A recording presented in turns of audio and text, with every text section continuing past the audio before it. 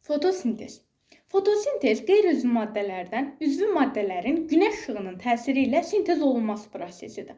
Fotos işıq, sintez isə birləşmə, əmələ gəlmə mənalarını ifadə edir. Fotosintez prosesində az enerjili maddələrdən yüksək enerjiyə malik olan maddələr sintez edilir və nəticədə molekul halında olan oksigen qazı xaric edilir.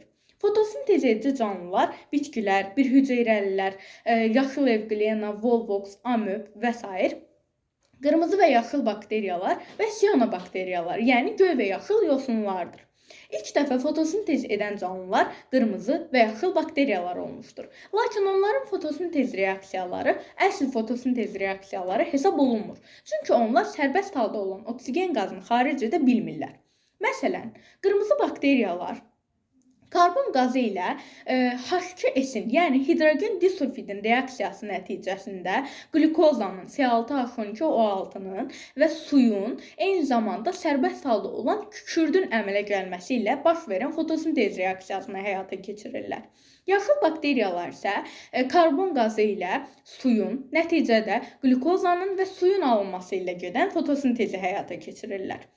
Siyanobakteriyalar isə fotosintezin ümumi reaksiyasını, yəni 6 mol karbon qazı ilə 6 mol suyun reaksiyası nəticəsində qlukoza və 6 mol oksigenin yaranması ilə gedən fotosintezi həyata keçirirlər. Gördüyümüz kimi burada sərbəst halda oksigen qazı alındığına görə bu əsl fotosintez reaksiyasıdır. Amma qırmızı və yaşıl bakteriyalar qlukoza alırlar fotosintez nəticəsində. Buna görə biz onu fotosintez reaksiyası hesab edirik. Lakin nəticədə oksigen qazı alınmadığına, xaricə ötürülmədiyinə görə əsl fotosintez reaksiyası hesab olunmur.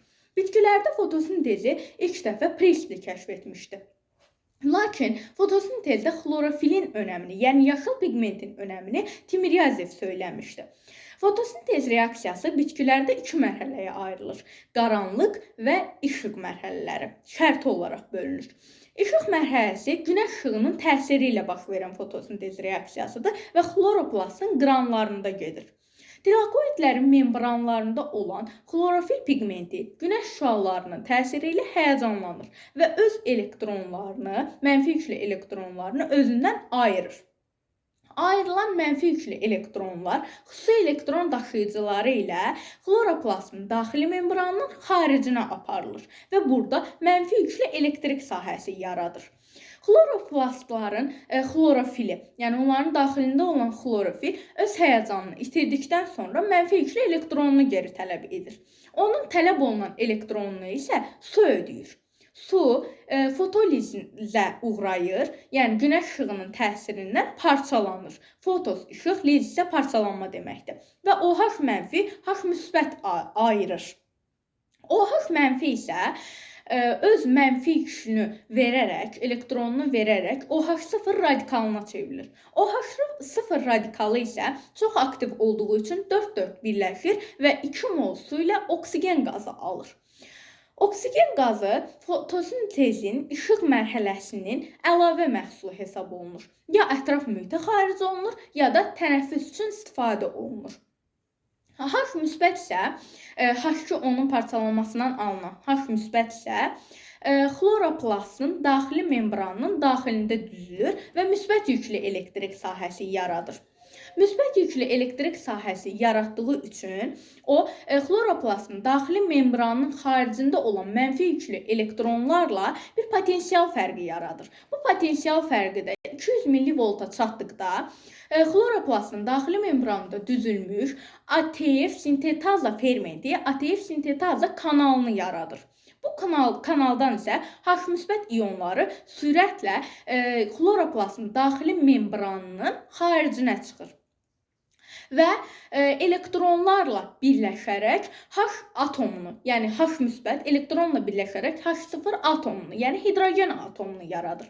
Beləliklə, fotosintezin işıq mərhələsində oksigen qazı əlavə məhsul və H, yəni hidrogen atomu alınmış olur.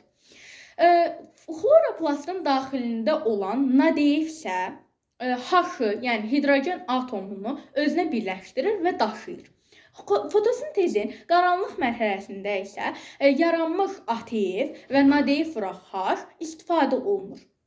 Fotosintezin qaranlıq mərhələsi isə həm qaranlıqda, həm də işıqda gedə bilən bir prosesdir. Fotosintezin qaranlıq mərhələsi xloroplastın stromasında gedir.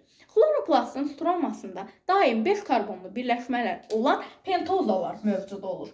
Və daim xloroplasta xaricdən karbon qazı daxil olunduğuna görə bu pentozalar o karbonla birləşərək heksozanı, yəni 6 karbon atomlu birləşməni əmələ gətirir.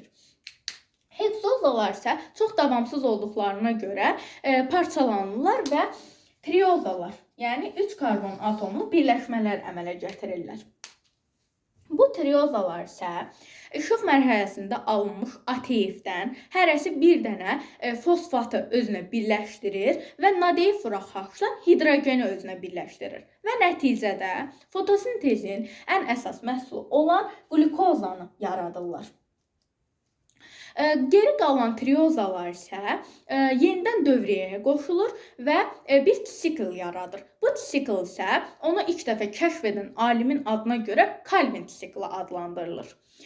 Dediyimiz kimi qaranlıq mərhələdə olan fotosintez prosesi həm işıqda, həm də qaranlıqda gedə bilir və karbonlu birləşmələrin, pentozaların iştirakı ilə gedən bir prosesdir. Fotosintezin məhsuldarlığı. Fotosintez az məhsuldar və yavaş gedən bir prosesdir. Fotosintezə müxtəlif amillər təsir eləyir və onun sürətini dəyişə bilər. Əsasən bitkilər günəş işığının 1%-dən istifadə edirlər. Fotosintezin məhsuldarlığı 1 kvadrat metr yarpaq sahəsində 1 saat ərzində düşən günəş şüasının hasilinə bərabərdir və 1 qram üzvü maddə alınır.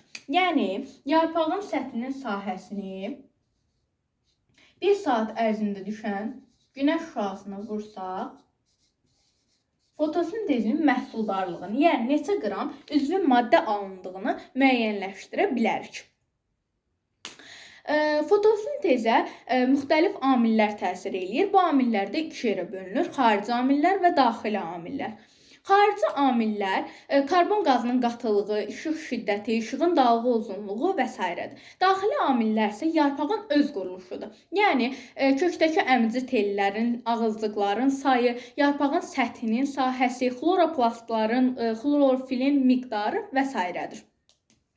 Fotosintez bu amillərdən müxtəlif formalarda asılıdır. Bunun isə qrafikləri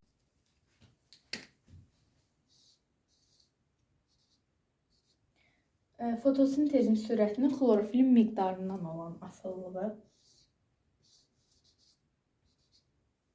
işıq şiddətindən olan asılılığı, karbon qazının qatılığından olan asılılığı,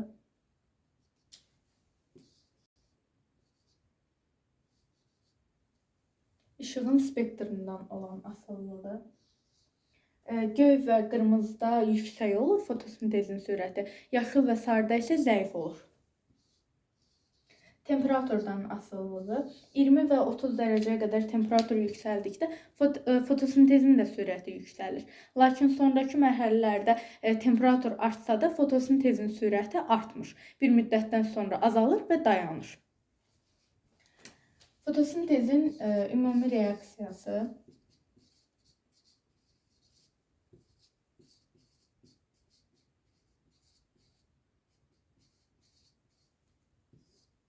qaranlıq mərhələdə gedən fotosintezin ümumi reaksiyası,